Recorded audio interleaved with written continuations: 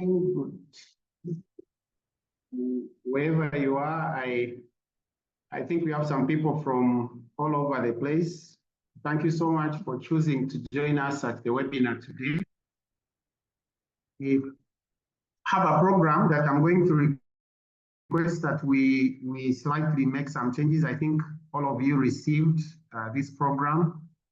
We will start with our pioneer hospice, the Hospice Africa Uganda. They will tell us about the 30 years and more, 30 years and more, and how they have really done an amazing job. Then we'll go a little bit national to look at the issue of children and what's been happening. Dr. Miriam Ajambo has just completed an important study that she'll speak about, and that can give us some national bit about children. And then we'll be hearing from Fernanda, who will give us some Ugandan perspective, also national, but also from some perspective from the African region. So that's how we will line up our presentations. We will start with the Executive Director of Hospice Africa Uganda, then we'll go down to Dr. Miriam Ajambo, then we will now go to the Africa Palliative Care Atlas, and then we will have the Minister of Health. We hope our commissioner will be online to conclude. It will be a good one. We are on time. We know that our speakers will all keep the time, and so it will not be really hectic. And we are grateful to have you, Olivia, to do the sign language. Thank you for always being online. And for anybody who is hard of hearing, the members of the Uganda National Association of the Deaf, you are also welcome. On the program, there was no prayer completely, but let me ask Olivia to pray, maybe in sign language, so that we will see how we pray together, but she can also speak with us. Okay, let us humble ourselves for a word of prayer. Father, through the name of Jesus, we thank you so much for this precious time that you have given us to gather, to learn, to reflect, and to appreciate all the achievements we have achieved so far in this work of palliative care and Hospice Africa. We pray that you bless our meeting with peace, joy, and understanding, and that give us a heart of gratitude, that we may continue thanking you forever and ever. I have prayed all this through the name of Jesus Christ, our Lord. And all say, Amen. Amen. Amen. Thank you so much, Olivia. And my name is Mark Mwesiga. I work at the Palliative Care Association of Uganda as the Executive Director. I am a social worker and a public health specialist. I have been in this work for quite some time. I think I'm counting up to 10 years, this palliative care work and working with the communities. I am glad that I'll be moderating this session, and I welcome you all to this afternoon session. Of course, this is one of the events that we have put together to commemorate the World Hospice and Palliative Care Day in Uganda. And we'll be having another event as we'll be communicating later on. But we also know that different organizations across the country are doing their best to have a commemoration. I'm very grateful to have all of you online, and that we have very good representation from nearly across the country. And this is good. And I can imagine that even some people at their workplaces joining in as groups, much as we see you as one on the screen. I know that you are there with the organizations and you are listening in. So I want to take this opportunity now to invite the Executive Director of Hospice Africa Uganda, Ms. Prossy Nakyanja, who we are very glad and grateful to work with collaboratively.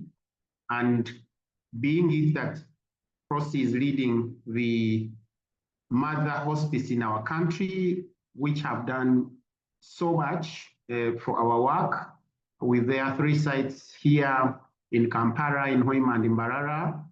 And Prossy has also been at HAU for quite some time. So she's experienced, has been part of the work, has been part of the leadership.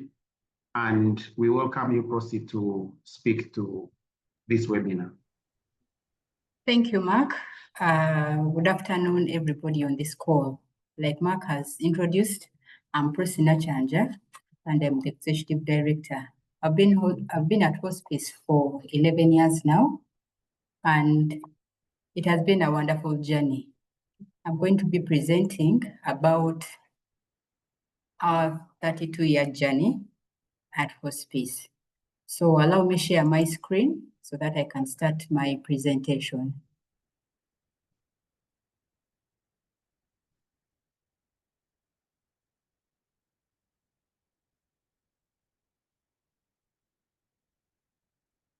Can everybody see my screen?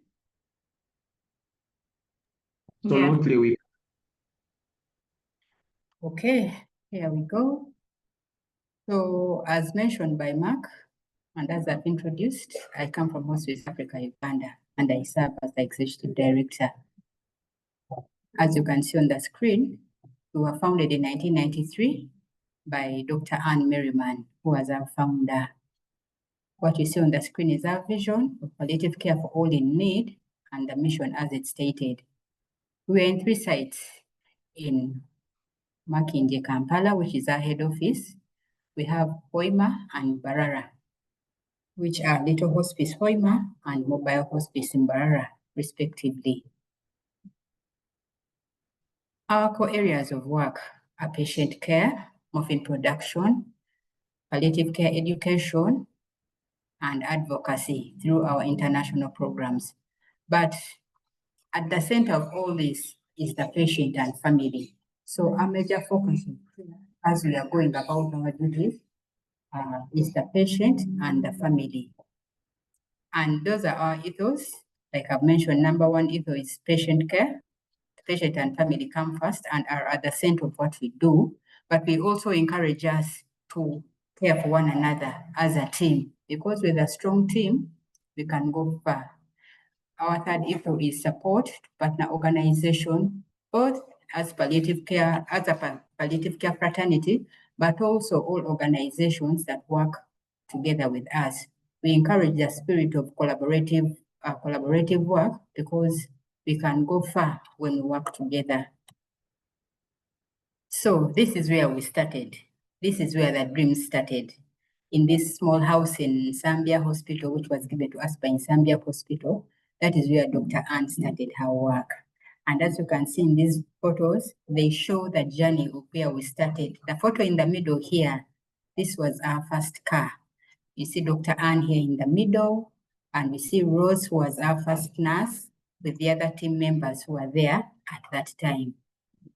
The last photo here now, this lady here was our first volunteer, and they were having a celebration of the first home care course that was done at that time. This was in September of 1994. So that is the hospice journey. So our modes of care include outpatient, our modes of care include outpatient.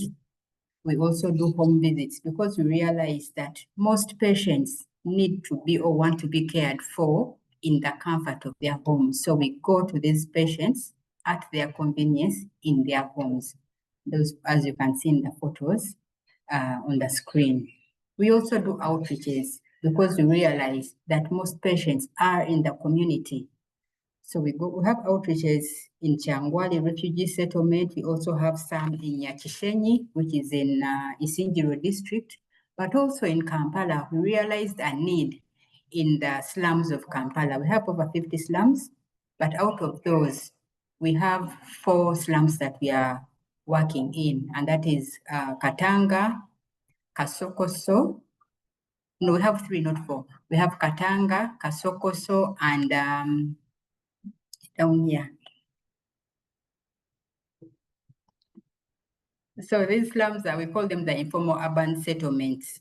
So these teams, as you can see, these are our nurses who are seeing our patients in the slums, because like I've mentioned, there is a great need. There are very many patients in the slums, and these patients cannot go to the hospitals. So in order for us to increase our palliative care reach in the community, we decided to open up these outreaches in the slum areas, and it has been very good. We are looking forward to opening more outreaches in the different slums so that we can have a wider reach. We also have daycare activities. This is a very special day for all our patients because it's a time where they interact with each other, they have spiritual nourishment, the kids play around the place, but importantly, it gives the carers respite for them to do their own things while we as a team take care of the patients on their behalf. And this is one of the days that the patients really, really look forward to because they get to share a meal, laugh, update each other on what has been happening in their respective lives. Now, I want to share this screen with you. This is John, who was a patient in Navarra. I want you to read what is written on the screen. John had skin cancer, and when one of our visitors went to visit him, they sought consent to take a photo. You'll excuse me, I forgot to alert you that there was a photo which would be very uncomfortable for some people.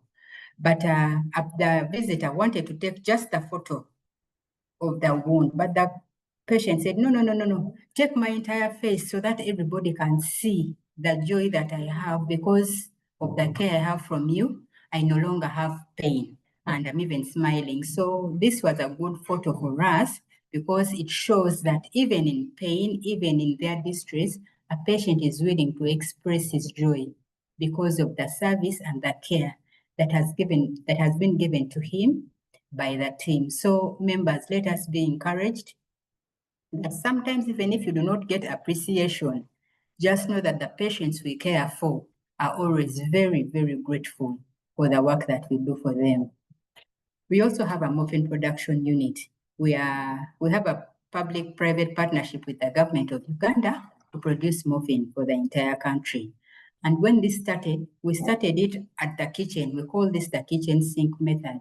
And when we get visitors who come to hospice to learn about producing muffin, this is what we show them because it shows that even without all the expensive equipment, you can reconstitute muffin in a small capacity to suit your need at the moment.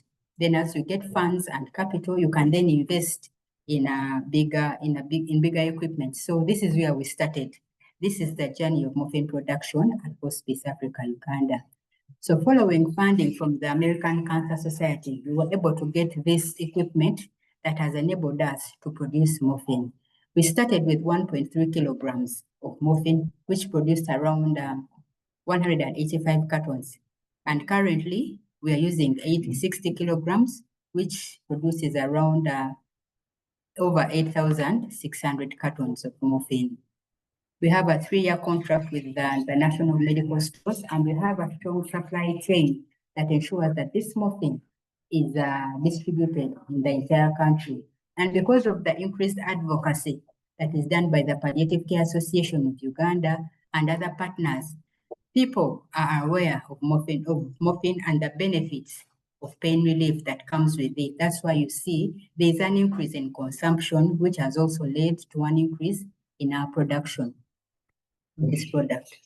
So in order for us to increase the efficiency and the product itself, we procured stability chambers. This will enable us increase the shelf life of the muffin solution because currently the shelf life is 1 year, but we are aiming for it to be longer for either 2 or 3 years. So we have a stability chamber that we are installing at the moment to ensure that we improve on the quality of the product that we are making. We also have an international programs department that offers palliative care initiator courses in French and English. These courses are online.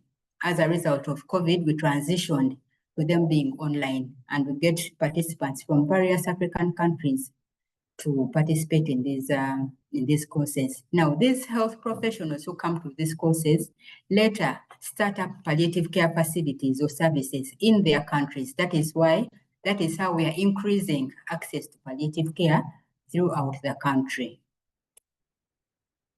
We also have an Institute of Hospice and Palliative Care. This institute is affiliated with Makerere University. Like I mentioned, we started in 1993, and education started at that time. So this is the journey of education at hospice. The photos you see here, these are health professionals in 1994 who Dr. Ann was teaching them about palliative care. So this shows that the journey of education in palliative care started as far back as hospice started. So our institute is affiliated to Makerere University. We are recognized by the National Council for Higher Education, and we also have a research and ethics committee where we review protocols for research. We are a specialty institute because we offer only palliative care courses. We offer courses in bachelor's, diplomas, and master's courses in palliative care. We had our first cohort for the master's in palliative care. Graduation was done in 2024, January. And we've seen an increase in admissions to this course because most health professionals are interested in taking up master's degrees in palliative care. Makerere admitted 48 students for this academic year. And our courses are delivered in a blended way, both online, and students come here for a face-to-face at the beginning of the academic year. As I wind up, I want to share with you, Dr. Ann, you all know her. We celebrated her 90th birthday in May, and some of you were present, some of you joined online, and it's because of her that we as hospice and palliative care are here in Africa. I wanted to share this beautiful photo with you and also share with you the time when we bade her farewell and celebrated her life. And I want to appreciate each one of you who stood with us, who stood with palliative care fraternity during this very, very trying time. But we celebrate her life, and we should all emulate her and ensure that the legacy that she started continues even in her absence. She was also recognized posthumously by the President of Uganda at the Heroes Day and was awarded that medal. And this is something that she had been looking so forward to. And it's very good that eventually the government of Uganda appreciated her services and her contribution to palliative care. So members, as I wind up, I want to leave this photo with you. Some of us have seen this photo 1,000 times because Dr. Ann always shared this with us. It shows the photo, it is the story of the Good Samaritan. And she encouraged us to always serve with compassion and love. And this is the message I want to leave with each one of us. In our respective fields of care, whether we are in hospitals, I know there are some people who are not health professionals on this course. On this call, I want to encourage you to please serve with compassion and love, because that is what drives us and that is what motivates us to do more. Thank you very much. That is the end of my presentation. Over to you, Mark. Wow, what a very impactful journey. Thank you so much, Prossy, for this impactful journey and for the messages and for the words. I know that there are many people on the call, perhaps everyone, maybe very few people who are not familiar with the palliative care work. But all of us have had a share of Hospice Africa Uganda. And I want you to use your reactions on your screen and give a shout out to Hospice Africa Uganda. And these options are available for you to share. And in case you have any message that you want to share with Hospice Africa Uganda as we celebrate the World Hospice and Palliative Care Day 2025, I want to request somebody at Hospice Africa Uganda to share the contacts in case anybody on the call would like to find out more about what happens at the Institute at the programs of Hospice Africa Uganda, where they are located, where you can find them. And in case somebody has a patient in the slums and they would like to connect with you, or in case anybody has a need for more information, kindly at HAU share that information. Within the chats, you can post your website, post your telephone numbers, and we'll be glad. But that was really a very good summary, a wonderful presentation that you have made there, Prossy, for us. And we look forward to hearing about this more and more as we interact with you. So now we are going to listen to another presentation. Keep your questions, or for those who have them, we'll listen to Dr. Miriam Ajambo, who is a pediatrician and a public health specialist, and also a senior medical officer working with the Ministry of Health.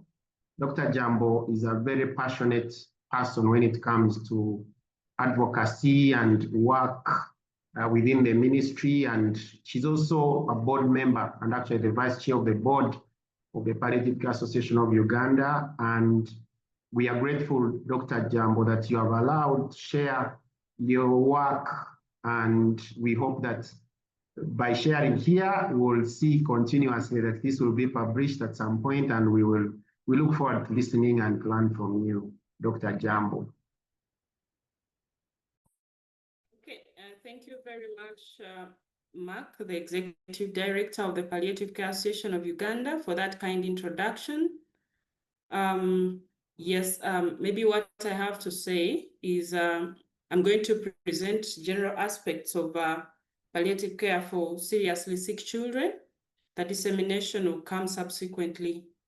Yes, I am Miriam Ajambo, as already introduced. I work with the Ministry of Health, and those are my credentials. I am currently caretaking the Division of Palliative Care at the Ministry of Health, and I'm honored to be here. Thank you all for sparing time to be part of this engagement. So just a moment, my slides are not moving. Okay, so quickly, I'm hoping that there are some people here who do not know what exactly palliative care is all about, because we have been mobilizing from far and wide. So this is an approach that improves the quality of life of patients and their families. And these patients usually are those that are facing problems that are associated with life-threatening illnesses, which we will see later. And this approach actually does this through the prevention and relief of suffering.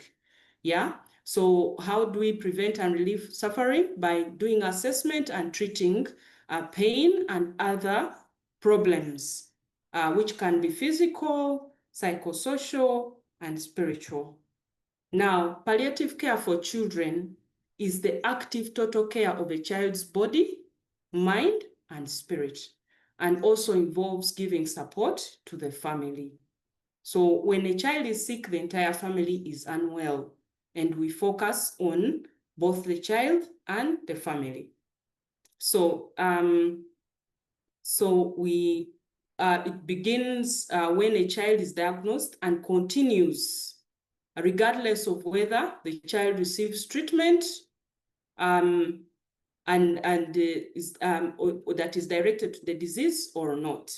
So this is familiar to many of us who are in the palliative care space, and it just shows us the entire spectrum within which palliative care is provided. Palliative care starts at diagnosis of a life-threatening or life-limiting illness, and then it spans through even to beyond a death, and that is in the period of bereavement. And Hospice Africa Uganda has stated it well. They are doing all this. So according to the Children's Palliative Care Network, over 21 million children around the world would benefit from palliative care. But 95% of these children who need palliative care have limited access. So only 5% actually can access globally. But we know that this is a similar picture even here in Uganda. pediatric palliative care is not yet well developed. You remember initially, we were focusing on adult palliative care, which started around the HIV, peaks when we had a lot of AIDS, patients with AIDS. And now we are trying to pick up and see that pediatric palliative care is also upheld, and every child that needs it actually gets it.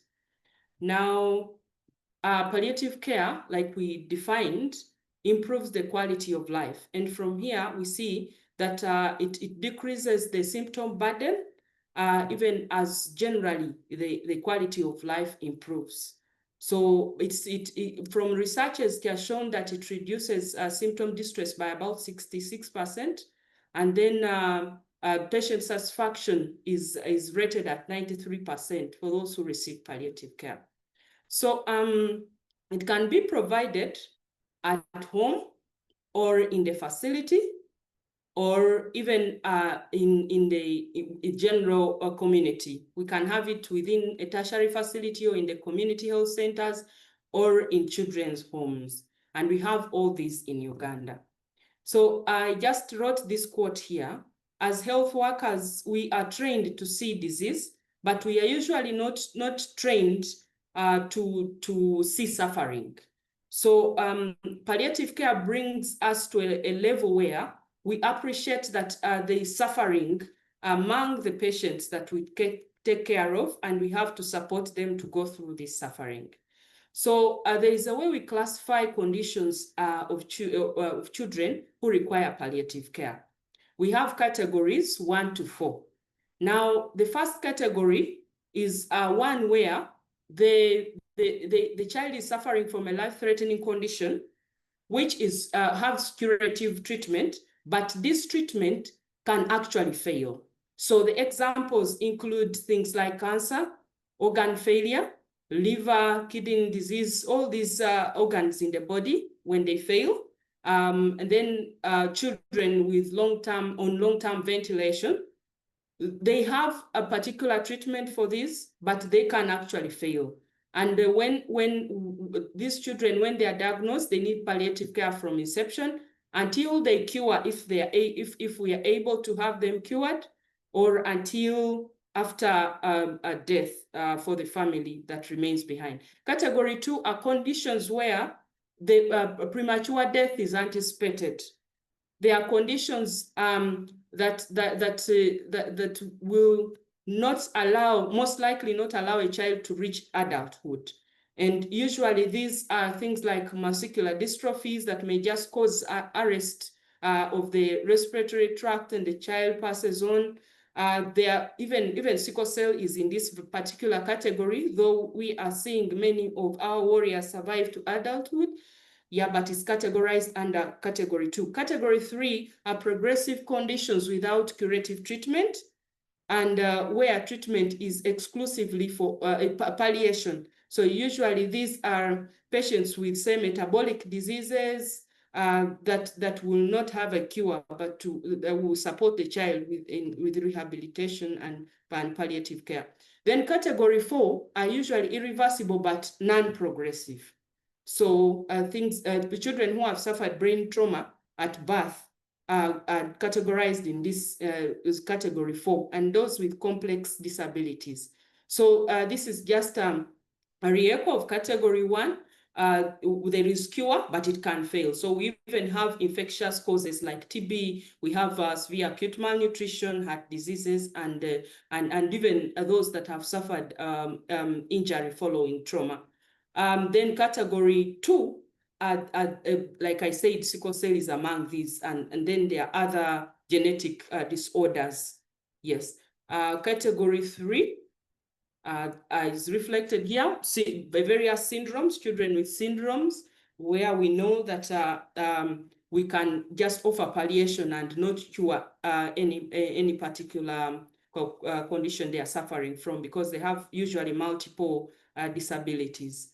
Then category 4 is the non-progressive, but it's non-progressive and requires support all through. Most times it's rehabilitation that we offer.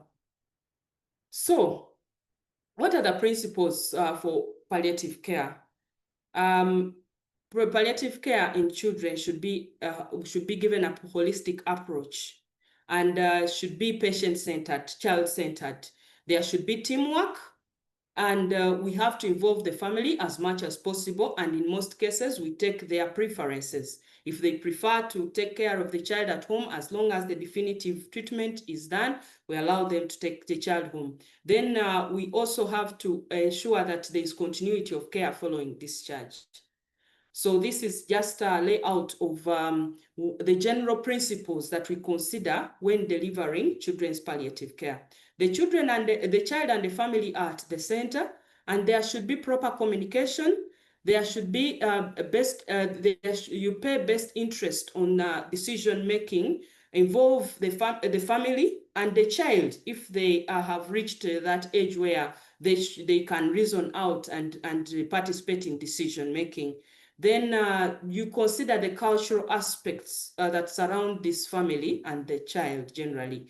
Ensure there is consent, confidentiality, and capacity. So ethical considerations should be brought on board whenever providing palliative care for a child.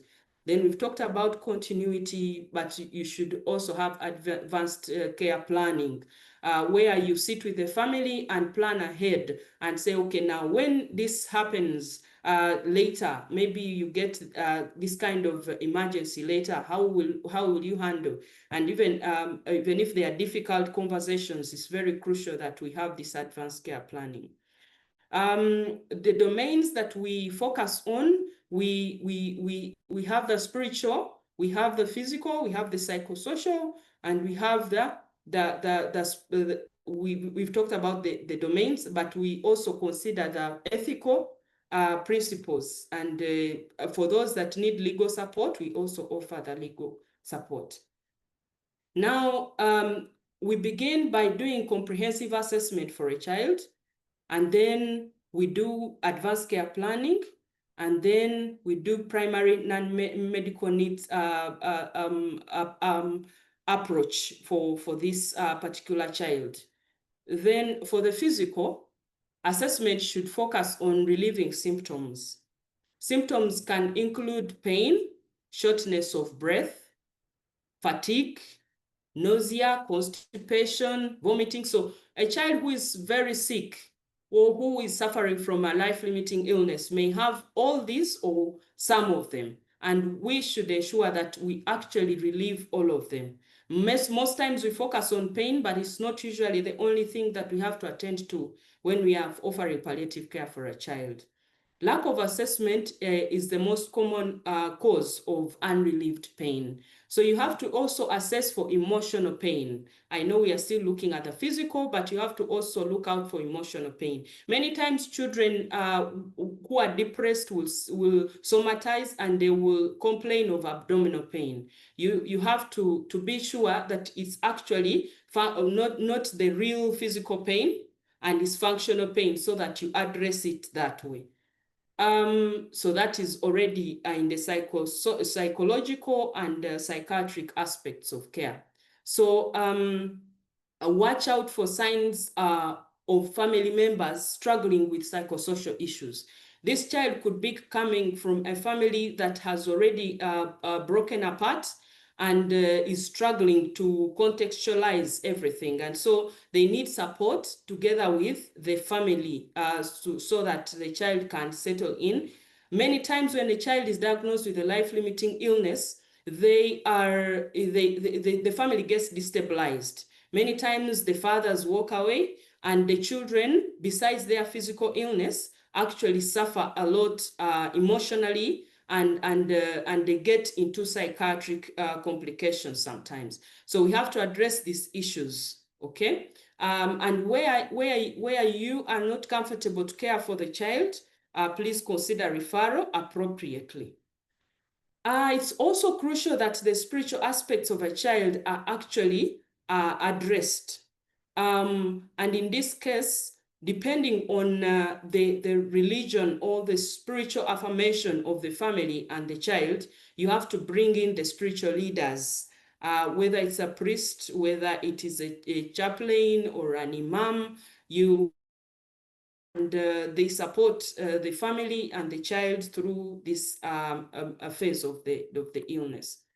Social aspects are very crucial. I've already mentioned that sometimes there are family breakups. Assess appropriately and address issues. If they have financial constraints, support them to figure out how to surmount the challenges. Have family conferences and be able to probe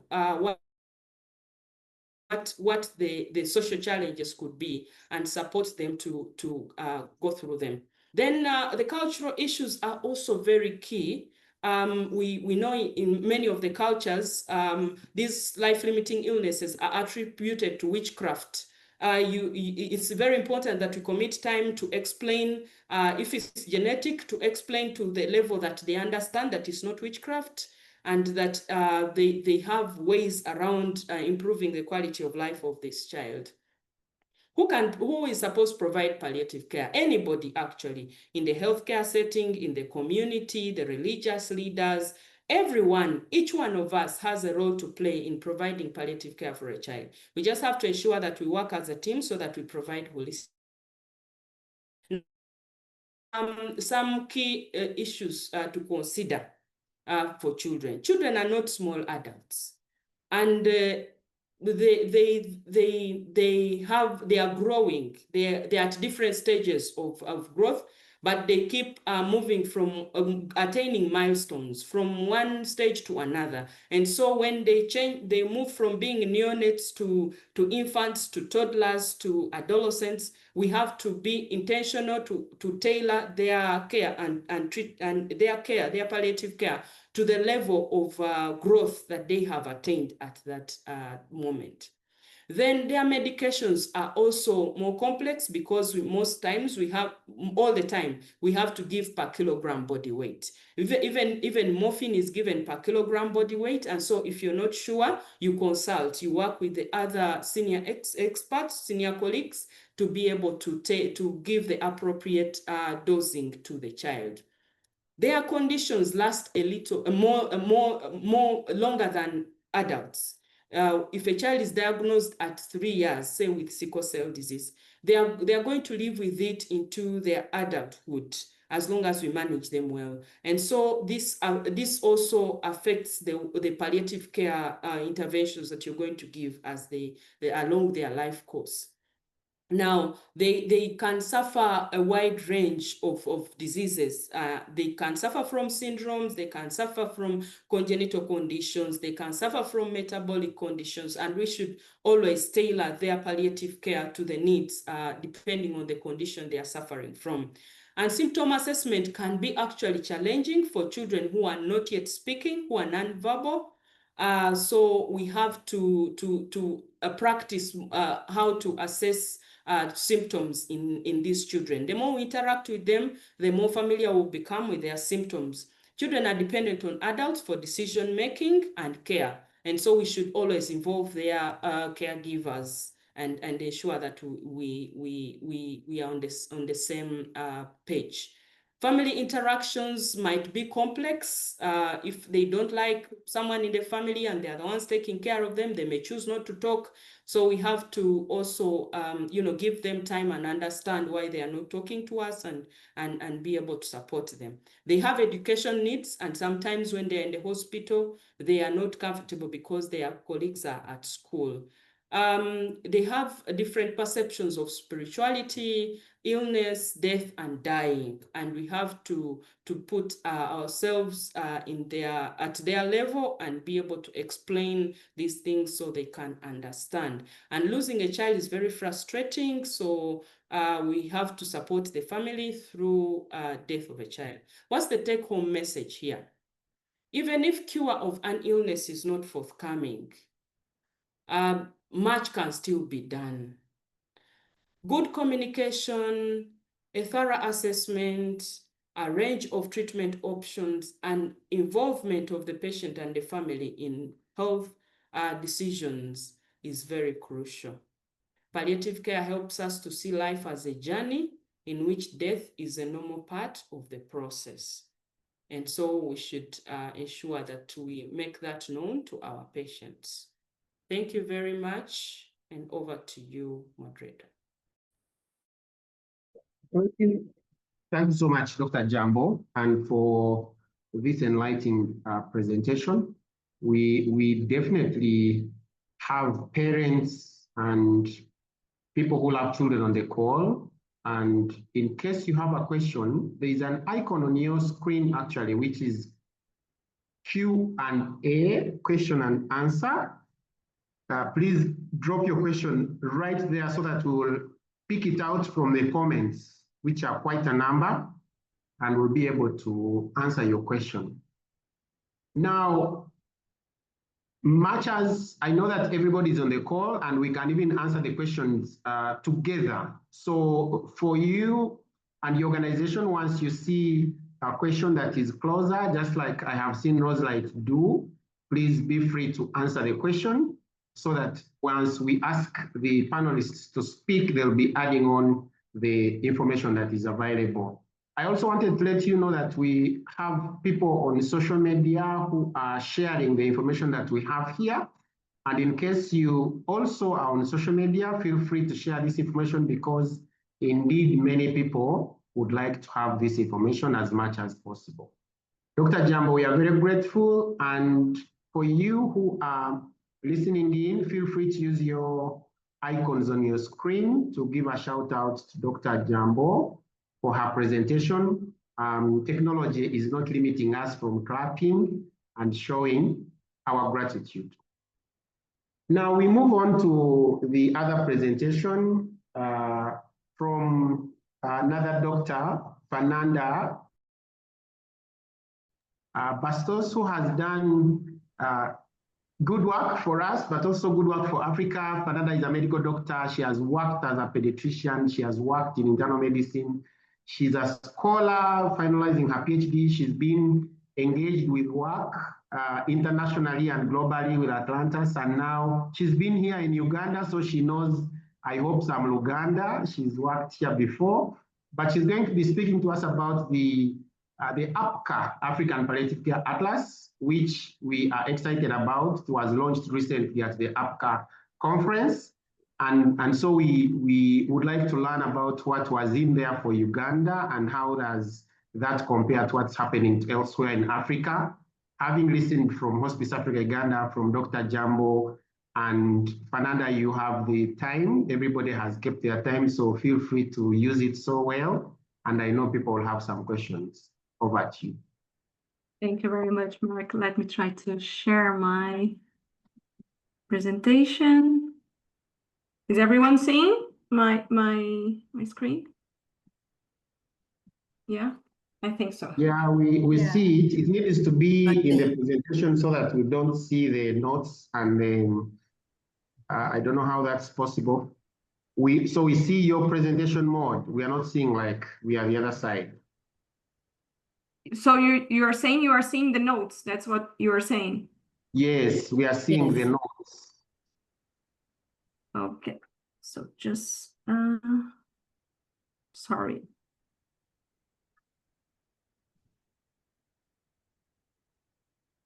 One second.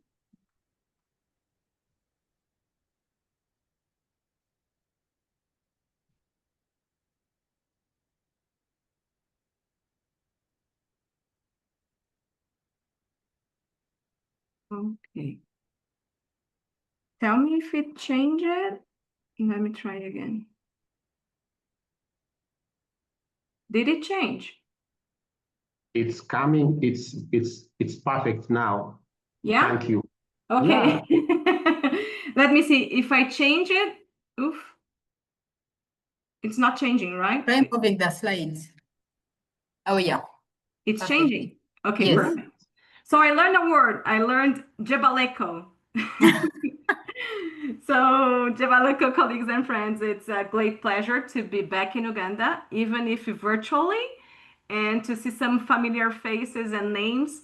I would like to thank PCAU, Mark, and everybody from PCAU for the invitation and for the wonderful partnership of the last few years. It is and to congratulate you on this amazing job you're been doing to advance palliative care development in Uganda. As mentioned earlier, I'm Fernanda Bastos. I'm a medical doctor, and I'm originally from Brazil, but I'm based in Spain. And today, I'm delighted to share with you the lessons from APCA Palliative Care Atlas, insights from Africa, and reflections on Uganda's contribution. Before I start, I would like to quickly introduce my team. My team from Atlantis. We are a group of 9 people living in the north of Spain, this red spot on your screen. And since 2022, we have been designated a WHO collaborating center. We are responsible for monitoring global palliative care development. So for the past 3 years, this small group of people have been working tirelessly to map palliative care around the globe. To make this possible, we contacted more than 1,500 informants. We enrolled over 820 participants in training course and accredited more than 550 consultants. And we received over 1,800 national surveys from 198 countries. But behind each number, there is a story of commitment, of people working late at night, working on the weekends, verifying every indicator because they believe that the first step to change is knowing where we stand. This map that we see on the screen is the palliative care roadmap. We just published the ranking of countries, how they are in palliative care development. But what is important today is Africa. So from this global movement, a very special chapter emerged. There is the African Atlas of Palliative Care. There was not just research about Africa, but it was research made by Africans and for Africans. So more than 250 people from 552 African countries wanted to participate in our training program to learn how to assess development in their country. And a total of 121 national experts from 50 countries contribute with local data collection, validation, and or review of the data. They were clinicians, they were institutional leaders, they were educators, researchers, nurses, social workers, chaplains, health administrations. We have a diversity of people giving this atlas its strength. So when we look at the continental picture, one thing becomes clear. Africa is not starting from zero. The atlas identified 902 specialized palliative care services across the whole continent. While that number may seem small, it still represents progress. And we can say like impressive growth was, for example, in Malawi, when we saw from 2017, the first APCA Atlas, to now from 14 services to 112 services. It was a 700 increase, as all public hospitals and most secondary facilities now offer palliative care in Malawi. Kenya, Morocco, Cameroon have also multiplied their numbers, showing that national commitment leads to real change. Of course, there are still signs of fragility. Every country, even countries with advanced systems such as South Africa and Uganda, we saw a slight but symbolic decline, reminding us that sustainability requires constant attention.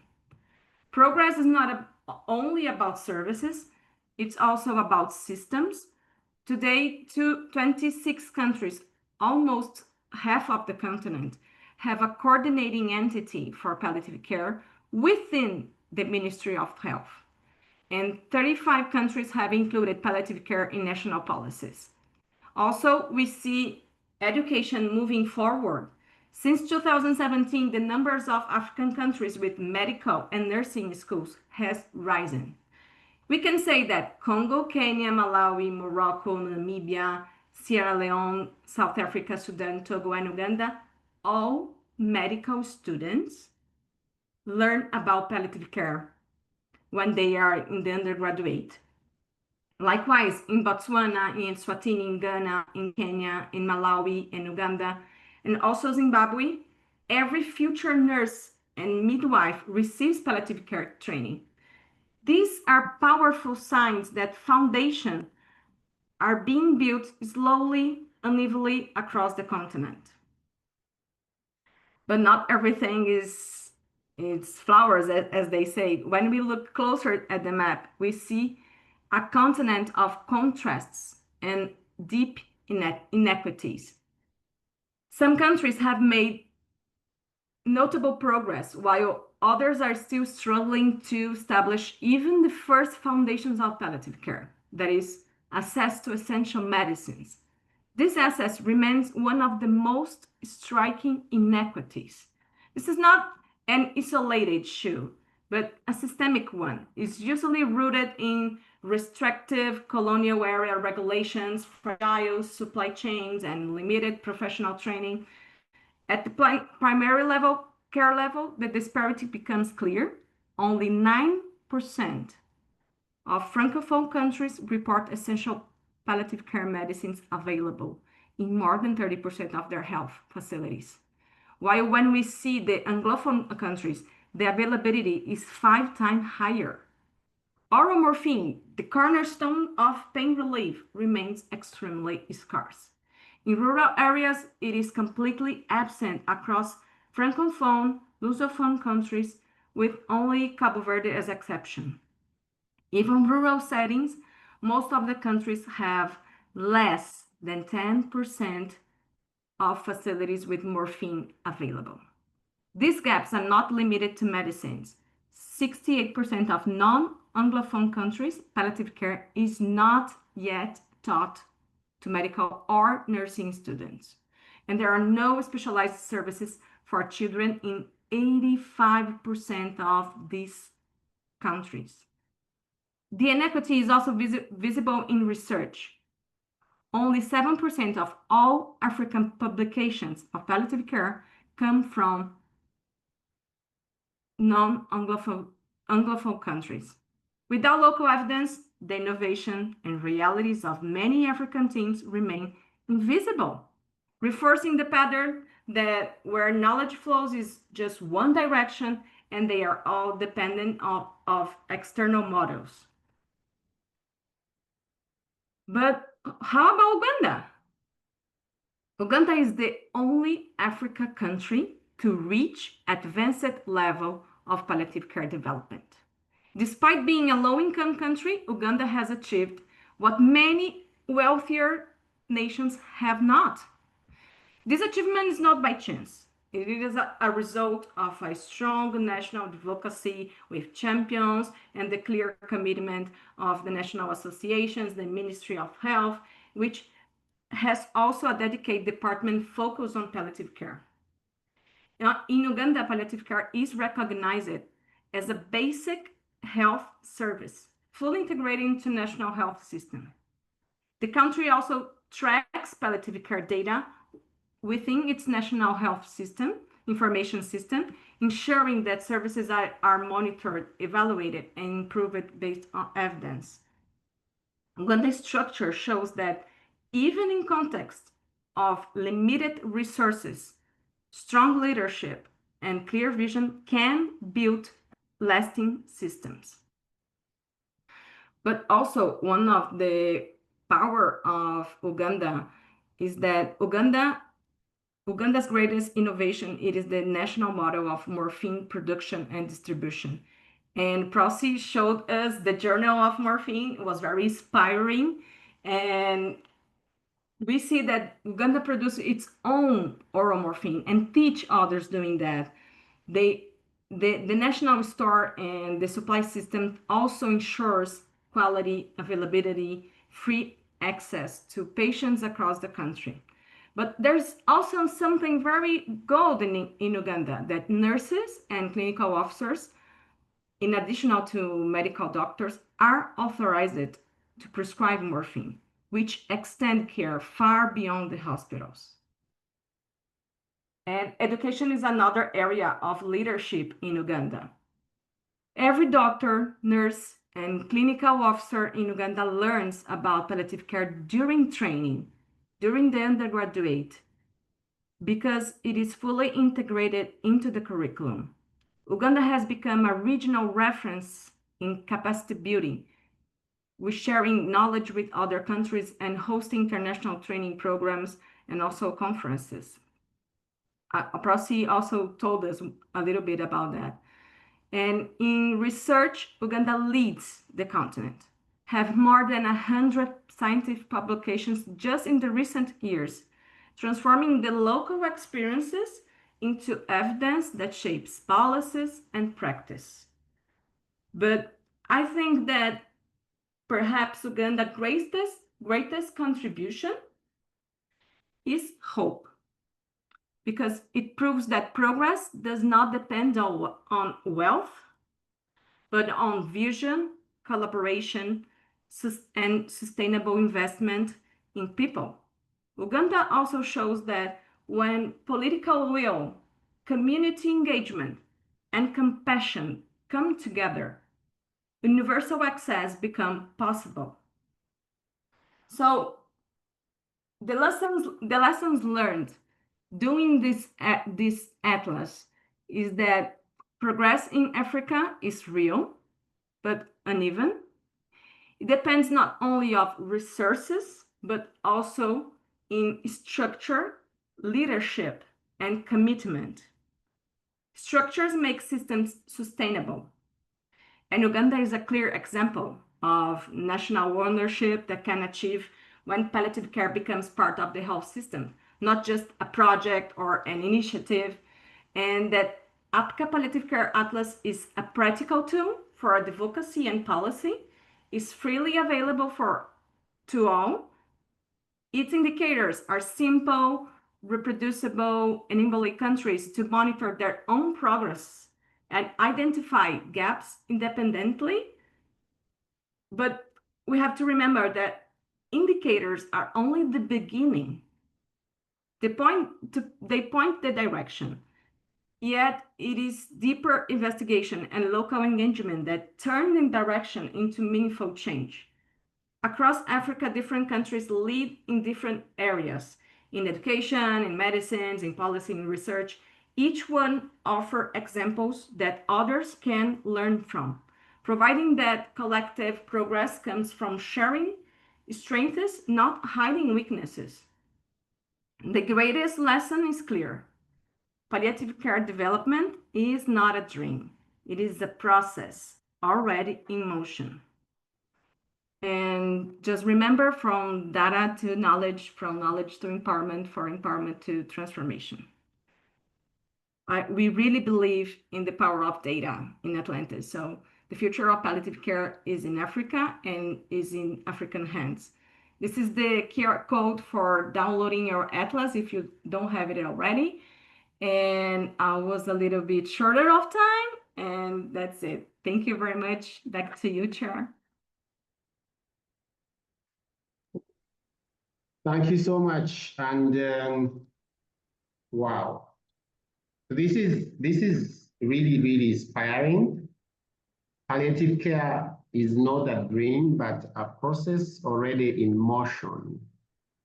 The development of palliative care is actually a process and already in motion, even here in Uganda. And you also point out the fact that indicators are the beginning, not exactly to say they are the measure of quality of where we stand, but we still have a lot of work to do. Everybody, you please give out your shout outs to Fernanda for the wonderful presentation, and for the fact that we are able to receive this and to see that Uganda is a great model for others to learn from. I think it is inspiring. It gives us momentum to even do more, to make sure that even the rest of the world can continue to look at us and to come to us and to seek guidance and to learn more. Now we are going to make this interactive before we close, because we are just doing so well with our time. And I know that there are people who are on this webinar who would like to say something. It's World Hospice and Palliative Care Day. It's a commemorative webinar.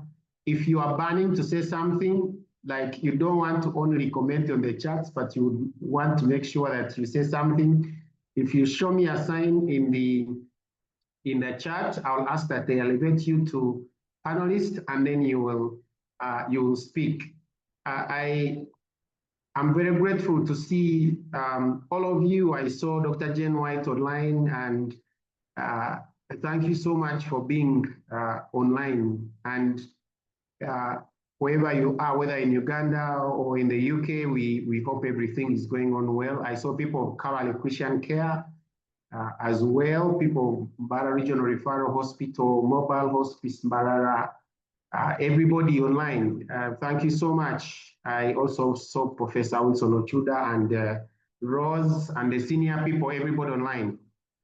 So we didn't have very many questions, but I would like to ask Prossy to respond to what they were asking very briefly. They had posted on chat, and then I'll also ask Dr. Jambo to say something brief as I look at the comments myself, and also wait for any questions that will be in the chat. And then we will be asking the commissioner to close us if they are online. Prossy, you picked up some ideas, some questions, some comments from the chat, kindly respond. And I think, Fernanda, you may need to stop screen share again so that it stops completely. Thank you, Mark. Change share screen. Sorry, I don't see it. The only question I saw was in regards to somebody who was inquiring about the charge, the payment for our services. I don't know if there's any other question apart from that, but like Roselight responded, for Kampala, for new patients, we charge 50,000 shillings. And for a review, it's 30,000, but we do not chase away any patient who comes for service in case they are unable to, but we first assess their condition. And for the sites, they also charge, they have respective charge, their costs are different from us here in Kampala. We'll share the numbers of the site programs managers for LHH and MHM so that members can contact them directly.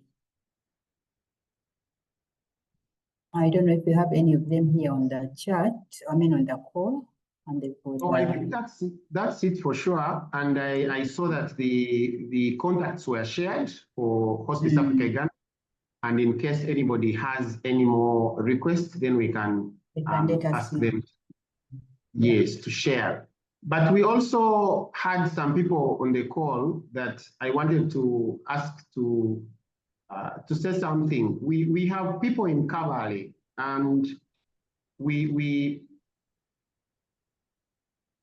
had Liana, we had Geraldine. I just want to give you an opportunity to give your reflections verbally, to say something. So someone can uplift one of them or both of them, and then let's hear what's happening in the region. And also I would like to request Rose to say something. Rose has been here in this work for quite some time. We've just heard about the Atlas.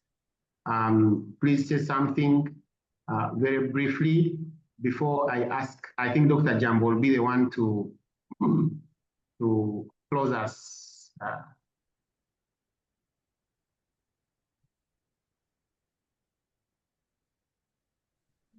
Rose, and specifically Martha, as we commemorate the World Hospice and Palliative Care Day, what could be your message to everybody who is starting, everybody who is growing into this message and into this work that they are starting out and they are growing? someone is raising up their hand, and that is Geraldine. If you can please allow Geraldine to say something, it would be nice. And also Rose, you just elevate them to make sure that they are able to speak to us as panelists.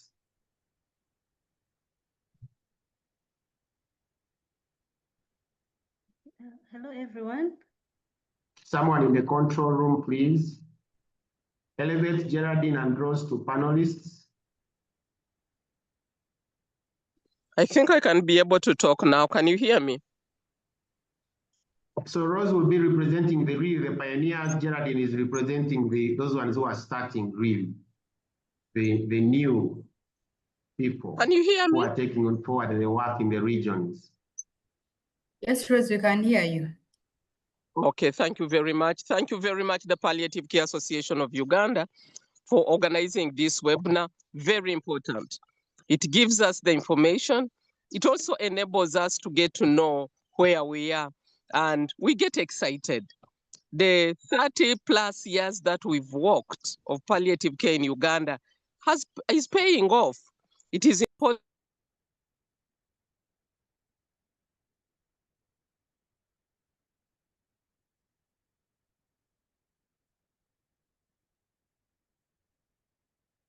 Do you all hear Rose speaking? I really don't hear her speaking.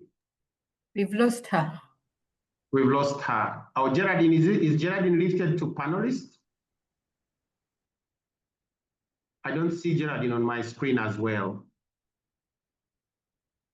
Otherwise, we'll be concluding in case it is not possible to lift people to be panelists in this call. Can you hear me now? Okay. Hello? For me, I can hear Okay, you, so Rose. I don't know if others can. Yes. It's okay then, I'll just leave it at that. No, people can hear you, Rose. We can hear you, host. Okay. good. I'm glad that I can be now heard. I was just saying that I'm so grateful to the Palliative Care Association of Uganda for organizing this webinar. It gives us the opportunity to interact, but also to know the developments in Uganda. It is very exciting, especially for me, to see how far we have gone with palliative care in our country and in Africa as well. I will remember that in 1993, palliative care was only in Kampala, but now as we talk, PCAU will tell you that it is almost spreading throughout the entire country, and would like something similar to happen even in other countries, because patients are everywhere and they need to access these services, and the services need to be brought nearer to the people. So I want to thank our Ministry of Health. I want to thank everybody for the great effort they have put in. The healthcare workers who are providing palliative care in different places of Uganda, thank you so much for the wonderful work, because there are so many people outside there who need it. And we need to keep on encouraging each other. We need to keep on recording and sharing these statistics so that the entire world can see the great work you people you're doing. Thank you so much. Over to you, Chair.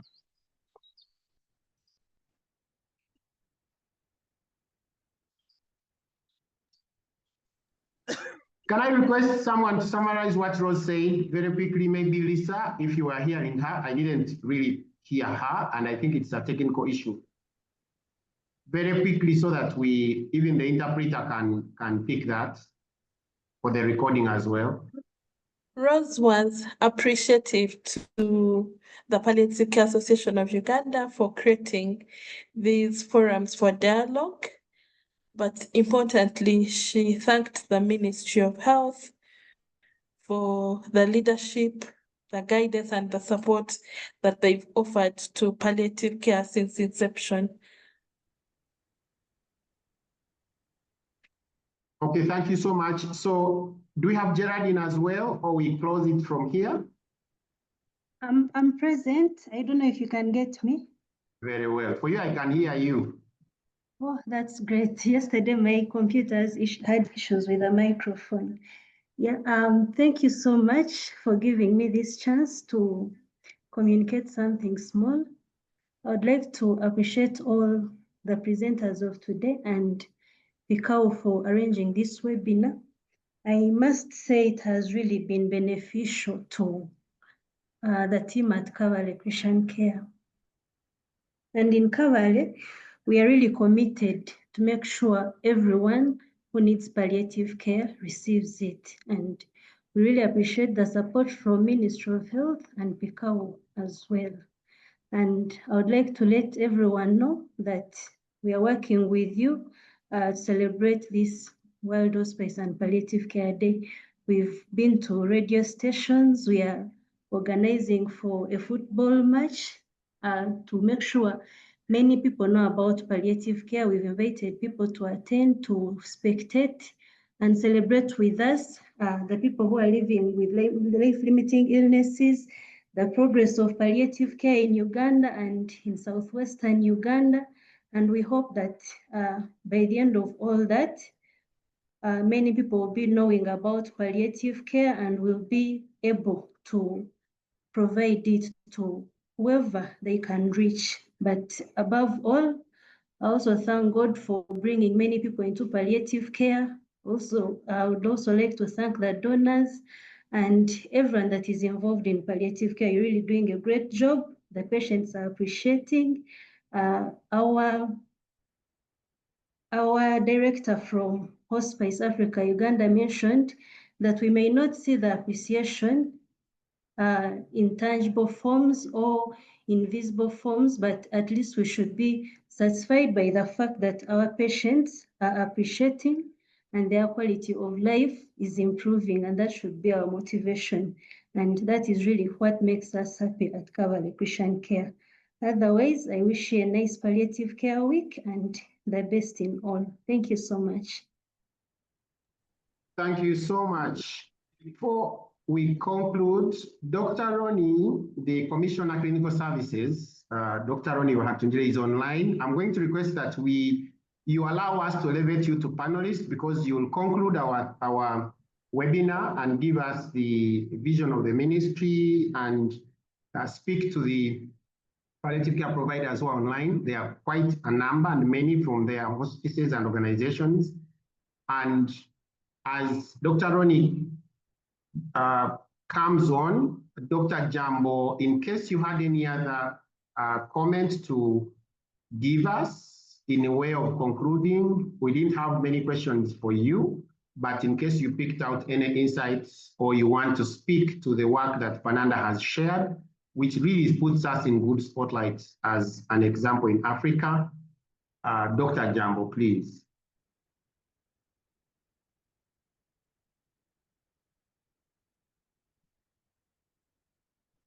Thank you very much, the Executive Director of PCAU.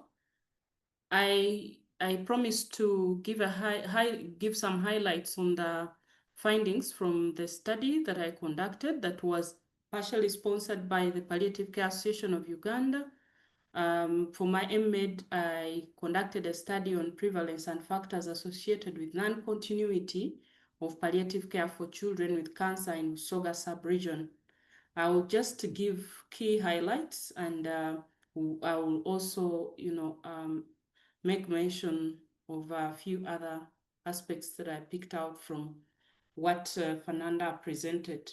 So the main objective, the main objective was to determine the prevalence and factors associated with non-continuity of palliative care for children with cancer hailing from Busoga sub-region after discharge from UCI and Mulago National Referral Pediatric Hematology Oncology Unit. So our participants, it was a cross-sectional study, and the participants were caregivers of these children who had been with cancer, who had been managed at the two tertiary institutions, that is UCI and Mulago National Referral Pediatric Hematology Oncology Unit. But also we had key informants from the Mulago National Referral Hematology Oncology Unit, UCI, and Rays of Hope Hospice, Jinja. So basically, this summarizes how we went about with the numbers that we dealt with for objective 1, which was the prevalence.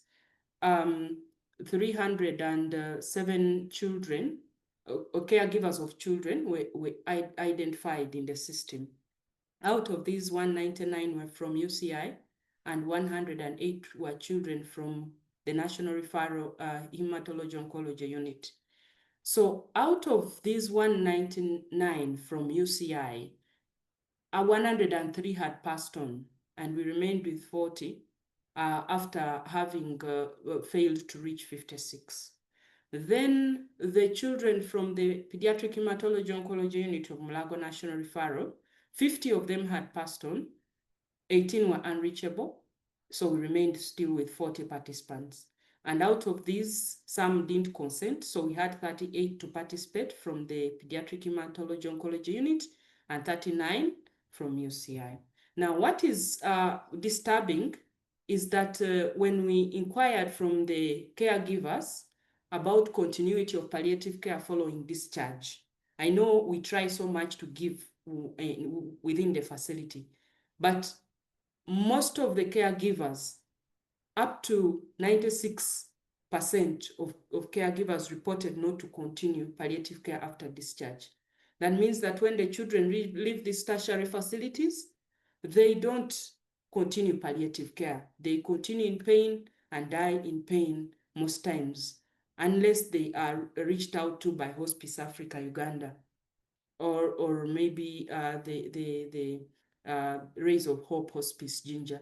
The key informants gave a number of insights, but what is crucial is that there are many barriers to continuity of palliative care for children after discharge, ranging from individual to relationship to health system factors. And one of the key health system factors is that they find it hard to move from wherever they are to go to the facilities where palliative care is offered. And so this actually helps us to know the gap that we have in taking palliative care to the communities. And also there are social barriers, like inappropriate cultural beliefs, believing in witchcraft. So we need to strengthen the community arm of palliative care so that when these children are discharged, they can actually continue palliative care within the community.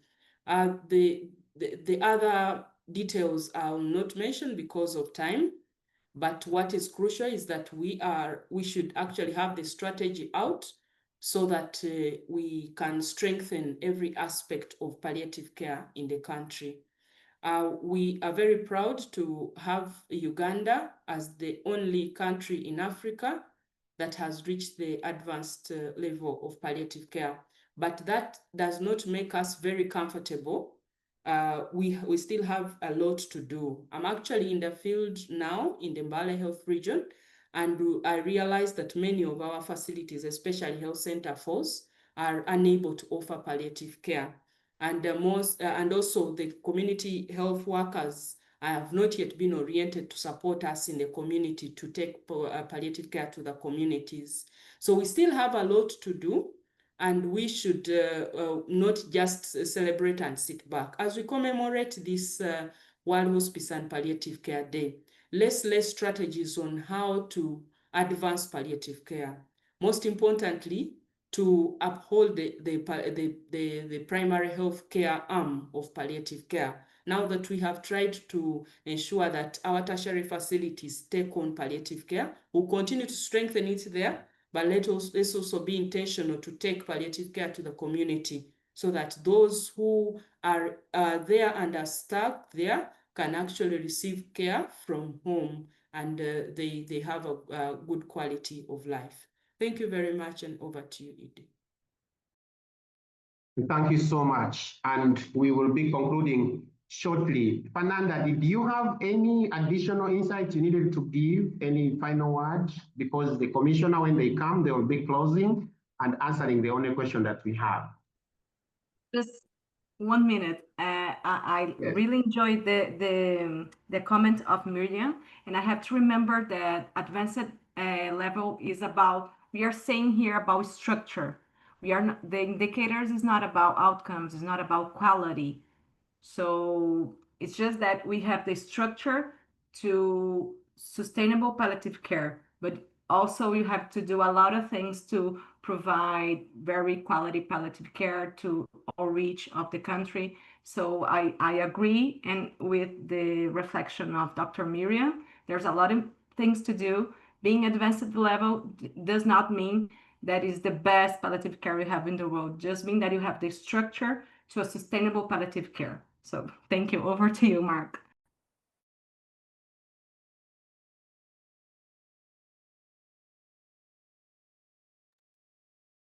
You are muted, Mark. Thank you so much, Fernanda, and thank you so much, Dr. Jambo, and thank you so much, Prossy, and thank you so much, Geraldine and Rose, and everybody who spoke. I'm going to request that everybody who is a panelist will put on their video as we close, because we will have the commissioner close now. And Commissioner, we are privileged to have you at this webinar. This is one of the activities that we are doing to commemorate the World Hospice and Palliative Care Day. We are grateful to all the support that we received from the Ministry of Health over the years. We have a fantastic report that Fernanda has just shared with us, and perhaps Dr. Jambo will bring it to speed.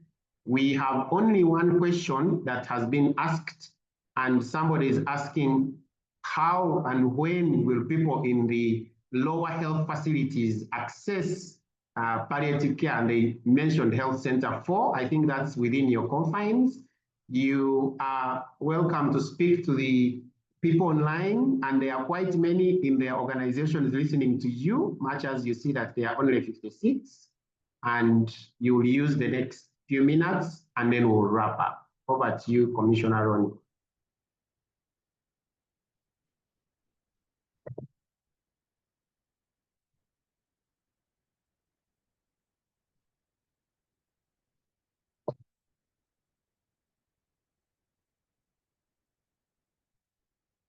Commissioner, you are still mute. Dr. Rony, you are mute.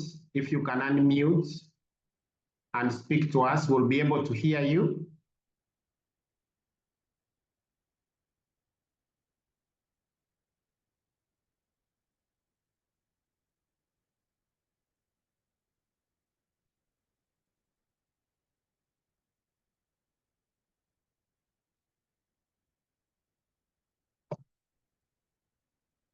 Okay, I think somebody was speaking to Dr. Rony on phone. Is it possible to contact Dr. Rony and find out if we are able to get receipt from him?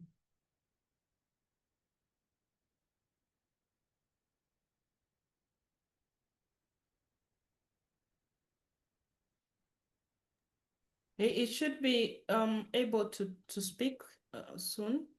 I tried calling and the number became busy. Maybe he knows why I'm calling.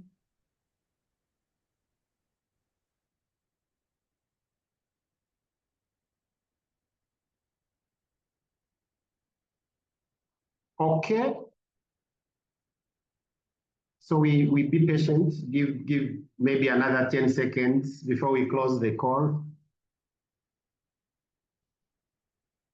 For members on the call, so the Palliative Care Association of Uganda is a membership organization, as you all know, and I know that majority of you are our members, but I'm going to request the Secretariat to post a link in the chat for all of you who are not members of PCAU and you have had the opportunity to enjoy the call today, but you would like to sign up to become members.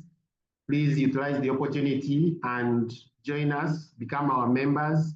We ask for a little fee of subscription so that we identify with you and you identify with us, and you contribute to the cause, join the movement to take palliative care to different regions across the country, and also join our emailing list, receive more information, including the additional feedback from this webinar. I still see that Commissioner is mute, and since you allowed me to chair this session, I am going to thank you all our panelists. Is there anybody in the secretariat saying something? Lisa, do we have the commissioner to speak or we close? He's online, but the team is trying to make sure that he unmutes. I think he had a technical glitch. Prossy, did you have something to say? Otherwise, we are going to close, I think. Before we close, I want to appreciate the Palliative Care Association for this opportunity, but also invite members to our AGM, which is happening on 14th of November, 2025. It's going to be here at our offices in Makindye, but we'll also have a virtual link that we'll share with members. So I'm just inviting all of you to our annual general meeting. Thank you. Thank you so much, Prossy. And for everybody who has received invitation to attend the World Hospice and Palliative Care Day on Saturday, we look forward to having you. Thank you so much, everybody who was online from across the country. I know the anticipation, the numbers have not changed. Nobody has gone away. They have been waiting for you, Commissioner. Finally, technology has worked in your favor. We have been waiting like forever. And we thank you that you have made time to come and please speak to these people. None of the people left. You can imagine everybody waited. So speak to us as we close the webinar. We are just a few minutes. Thank you so very much, Mark, and thank you so very much the whole entire team, our participants, and as well as the panelists for the great work that you've done. I must appreciate our sign language interpreters. They've done a great job in helping some of us that were having challenges with the audio aspects of connectivity to make sure that we were able to follow through. We've done great work in the past 1 year, and I must congratulate the whole entire fraternity for a successful conference that we hosted, which is a clear testimony that we're making strides in making sure that we improve access to palliative care services in the country. Palliative care services are not only through the commodities that we provide in the facilities in terms of morphine, oral morphine, but rather even information. And this information is obtained through research, which research is many a time shared during the times when we host such conferences.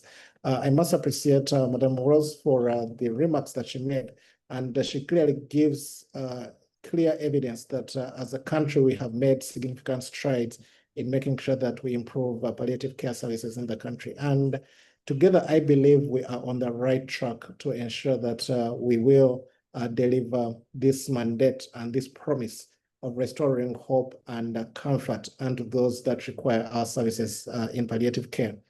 As a country still, we have made significant strides in making sure that we are able to improve the regulatory framework that should provide an aspect of harnessing efforts and streamlining the landscape within which we practice palliative care services in the country.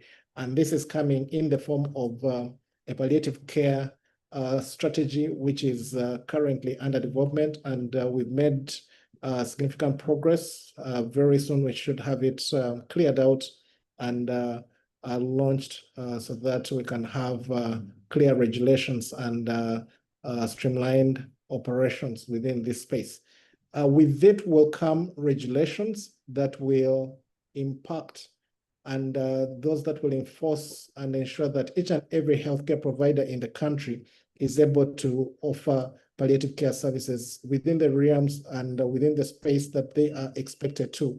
So we call upon each and every person that is on this call and to all our constituents that we are representing here to make sure that we are able to mobilize support, to mobilize the population, and to mobilize the healthcare providers to ensure that all of us understand the domains that are included in these regulatory documents, especially the strategy, one that is going to be used as an advocacy tool, but then also a resource mobilization tool to ensure that we have resources that are tabbed toward making sure that we are able to deliver our mandate.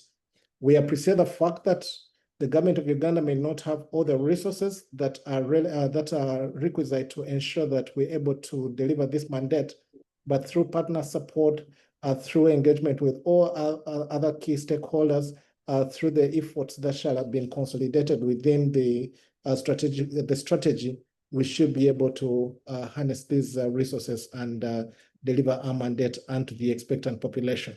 So allow me, on behalf of the Ministry of Health, to appreciate all of us as key stakeholders that have made time for this meeting, especially the Palliative Care Association of Uganda, for convening this meeting, and for all of us as members that belong to this fraternity, but then also those palliative care service providers within the country that do not subscribe to the Palliative Care Association. And you'll allow me use this platform yet to invite all of us to join hands and make sure that we subscribe to the Palliative Care Association of Uganda as one body that brings us together as palliative care providers.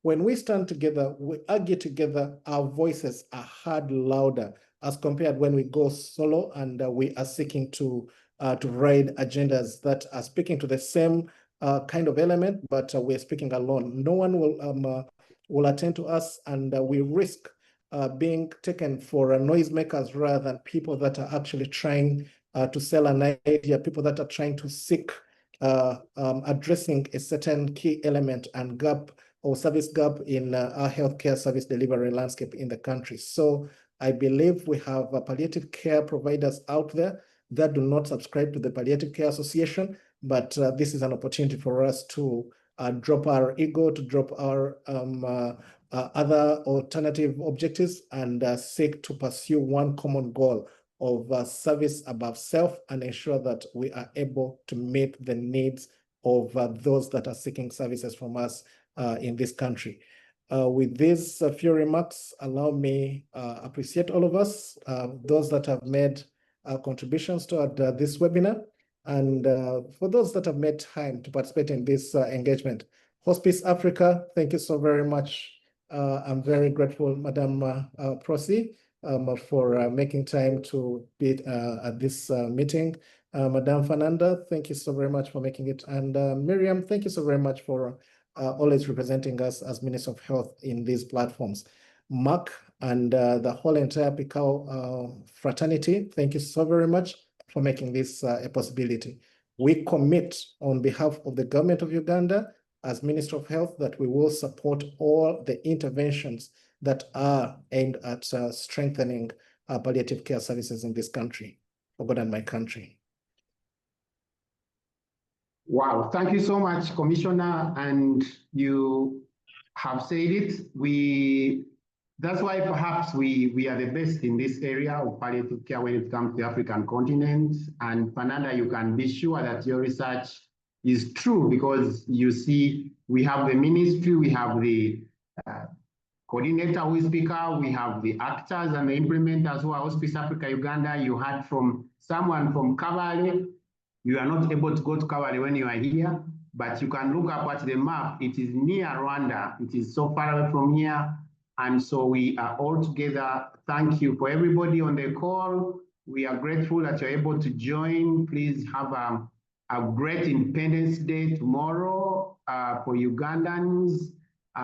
Enjoy your patriotism, feel Ugandan, and enjoy the Pearl of Africa. Regardless of everything that may be going around you, you are Ugandan, and this is our country, and we need to enjoy it and feel good about our black, yellow, and red, and that we have support for the work that we do from government. That's also more opportunity for us to rejoice and feel patriotic. I wish you all a nice holiday tomorrow for those who are in Uganda, and a great weekend. And for those who will be joining us for the commemoration of World Hospice and Palliative Care Day on Saturday, I wish to see you all come, and God bless you all. So the meeting closes now. Bye-bye.